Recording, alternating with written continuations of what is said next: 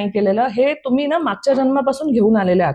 हिच्या केसमध्ये जे मी पाहिलं, मला असं दिसलं की मागच्या जन्मात she is disable. Okay, that is her karma, आणि ते कॅरी फॉरवर्ड झालं त्याच्याबरोबर, बिकॉज ते रिग्रेट राहिलं ना, मी अशी.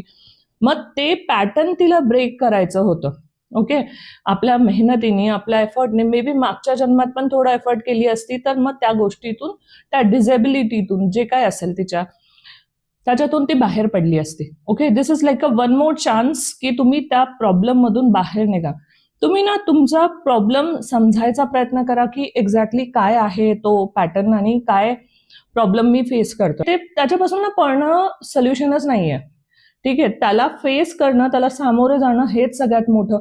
मग ते कोणतंही असेल, रिलेशनशिप बद्दल असेल किंवा मग है ना हार्डवर्क बद्दल असेल, एक स्ट्रगल असेल तुमच्या जॉबमध्ये, एक पर्टिक्युलर स्टेज पर्यंत पोहोचायचं, तर ते करायचा प्रयत्न